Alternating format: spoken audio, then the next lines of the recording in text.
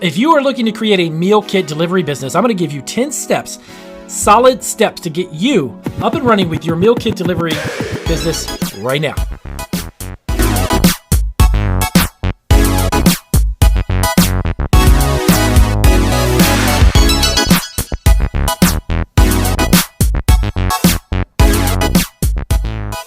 All right, so welcome back. This is Marketing Food Online, and I'm going to give you guys 10 steps to get a meal kit delivery business started. And I'm going to also give you some information about how to get it running efficiently, quickly, and online. And we're going to get to it right now. So number one, the first and foremost, most important thing about any business, whether or not your state requires this, many states do not, if you happen to be starting from home, to incorporate yourself. Okay, you need to incorporate yourself as a business. Do not do this as a hobby on the side when you're preparing foods. If you happen to be doing it so far and handing it to friends and giving it out to family and friends, that's one thing, okay? When you get into a business realm, the business world, and you start doing this as a full-time business, you carry on a lot of liability. In order for you to kind of divert that liability from your personal assets, from your house, your car, and everything you own, you need to separate yourself as a business entity. You need to do that, okay? I prefer, most of the time I recommend to a lot of the clients I do my consulting is LLCs work perfectly fine when you start, okay? That's going to limit the amount of liability you're going to take on, and it's going to protect any of your personal assets. So if anything were to happen, somebody gets sick or an allergic reaction or something like that when it comes to food, which potentially could happen, the liability is really going to be transitioned over to your business and not yourself. So number one, incorporate. Number two, second wave of protection, I guess you could say, is that you want to make sure you get some type of food producer's insurance. Okay, so I'm going to give you, after just really quick, by the way, I'm going to give you these 10, and down in the description below this video, check out in the description, I'll give you links to you can actually create a LLC online, get yourself some insurance, and any of the other things that I give you right here. I'm going to give you some additional resources down below, okay? So number two, insurance. Why do I need insurance, Damien? Well, here's the thing. The LLC will protect you. Insurance for your food production is going to give you an even more of a protection. Okay, if it happens to have that you've got a payout of some kind, if you go through litigation and God forbid this happens, somebody gets sick and you've got to pay out something, your insurance policy is for that purpose. And it's for your business, not you, your business. So food producers insurance is number two. Number three, all right, so you want to create a meal kit delivery business. Now, the next question is, what are you going to make? You need to create a recipe or a line of dinners or lunches or to-go items, whatever it is that you're looking to make, write it down and figure out what's your focus. And here's what I mean. Are you going to do gluten-free? Are you going to do a low carb, maybe low sugar? Are you going to do some type of diabetic meals? What specifically is going to be your niche of food delivery meal kits? Okay. Now, a lot of times some people go out and they create this enormous menu of stuff, but they don't really have a focus as to specifically kind of honing in on one particular type of food, lunch or dinner or meal. So you want to make sure you kind of are focused on one thing, because that's going to be a big part of your marketing campaign when you start to promote and market this. So for instance, as an example, if you did diabetic type foods that are very low in sugar, they're very friendly to diabetic recipes, you want to make sure that you're focused on that, because as you begin to promote it, let's say on Facebook, on Twitter, on Instagram, you can hone in on that specific group of people who need or are looking for those types of meal kits, okay? So number three is write it down, spell it out, figure out exactly what it is you want to hone in on and you want to perfect, okay? Number four, how are you wanting to ship these meals? And here's what I mean. There is a huge variety of companies out there that are offering all kinds of meal kits. Some of them ship frozen. Some of them ship fresh foods. Okay. Now, it's very important to figure out which one's going to work best for your product if you're looking for quality and that type of qualities when it comes to the product that they're going to get. And here's what I mean by that. If you start to ship fresh foods, you're going to end up having to use, potentially you're going to have to use either some ice packs or dry ice even, to keep the temperature of those products during transit. They're going to have to arrive in a way that's not going to be spoiled. It's not going to be hindered by temperatures. And a lot of times, a lot of companies end up going the frozen route because they'll make the meal kit, freeze it, and then ship it overnight or do a 2-day delivery with either dry ice or ice packs. And frozen seems to be the most popular one because in transit, if it happens to fluctuate for the temperature inside of the box, you need to keep that in mind. Frozen meals will last much better than it would be if it was fresh, because there's a really small fine line of freshness when it comes to temperature, and you have to maintain that. So keep that in mind. Figure out how you want to ship it. I personally would recommend to you, do your meal kits frozen. Nothing wrong with that. Number 5, the size of your shipping box. So now you figured out what you're going to make. You're going to figure out how you're going to ship it, how you're going to ship it to your customers. Next up, how are you going to box it? What's going to make sense? How big, how small, what shape of a box is going to work well? Are you going to get an insulated box for shipping?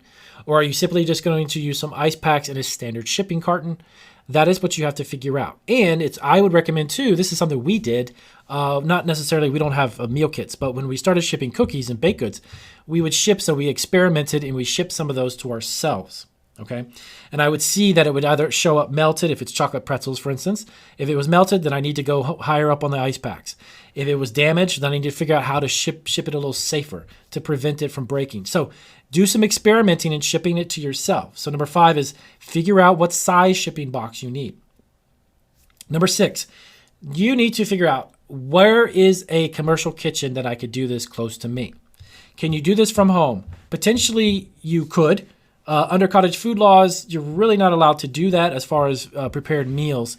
It's considered potentially hazardous. So the idea of making meals from home and shipping them is not going to work. Technically, it's not legal. Okay. But commercial kitchens, if you rented out a commercial kitchen, you can prepare the meals that you've accumulated as far as your orders. And then I'm going to get into that in a minute. I'm going to explain to you how that works too. So you can get those and accumulate them and then ship them and make them from your commercial kitchen, and you're done. So you're not transporting anything home. Nothing is being made at home. It's all being done in a licensed facility, and you're good to go. Number 7, are you going to deliver local or online? So you've got your commercial kitchen, right? So you've prepared your meals. You're set to go. Now, are you getting and accumulating these orders locally, just from word of mouth to start? That's a good way to do it, to be honest with you. Or are you going to do it online? Okay, so if you're going to do it online, the challenge there is trying to get traffic to your website. Getting people to know about your meal kit delivery business online is a huge challenge. So I would recommend start locally and let people spread the word. Tell them to spread the word. Tell them to tell their friends, their family, anyone about it. And that way you could create the product in your commercial kitchen, take them and deliver them locally, and you're good to go. Now, of course, make sure that you've got the right licensing, permits, and such to do this in regards to preparing and delivering, okay? Because I say this because cities and counties, not only states, cities and counties will have different types of permits and licensing requirements for meal kit delivery businesses, okay? And that's a simple thing. You just go down to your business development office in your city, tell them you have to apply for your business license, obviously, tell them what you're making, what you're doing, and they'll classify you accordingly, okay? So, number 8, pick a day. If this is going to be a monthly, however you're setting this up, if it's bi-weekly or monthly, pick a specific day that you're going to rent the commercial kitchen. And within that time frame that you're renting the commercial kitchen, you need to make sure you're preparing all of the meals that you need to get done. Here's what I mean. Most commercial kitchens either will rent hourly or by blocks of hour. So they'll say either, hey, you got the commercial kitchen for an hour, it's $200, or it's 3 hours for $200, or whatever it may be. So in that time frame that you're using that space, make sure that you can produce what you are selling. Do not go to a commercial kitchen, prepare meals, and then try to sell them. You need to accumulate orders in order to make it worth renting a commercial kitchen. Okay? So the time frame that you're renting the kitchen, you're not going there to just randomly make 100 meals and then cross your fingers and hope that you can drive around selling them. You don't want to do that. You want to create the buzz first. You need to accumulate orders before you even go to a commercial kitchen. Those amount of orders that you've got, say, look, I'm going to be shipping it once a month, and here's the amount of orders I've got. Go in there, utilize the time most efficiently. That's the best way to do it. Otherwise, you're not going to make any money. The profit's going to be gone. Number 9, promoting through social media. So even if you're starting local, there's a lot of obviously great social media platforms out there, from Facebook to Twitter and Instagram, to create a local buzz. Okay. But you may have to go out and start, letting your friends know, letting your families know, let them tell their friends and family, and then say, hey, check out our social media pages, check out our website. So promoting and tying and syncing in your website with social media locally is a great way to obviously spread the word, okay? And you can run specials, you can run discounts, you can let people know about it on social media, let them know on Twitter, hit them up with Instagram. Hey, check out our website, get 20% off of meal kits this week. So you have to promote it, you got to market it, okay? And number 10, if you want to go online and you want to create a meal kit delivery business, I would recommend you check out createjoy.com. And again, in the description, hit the link on createjoy.com.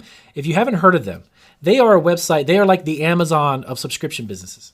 So you can go to createjoy.com and literally create a subscription business right on their platform.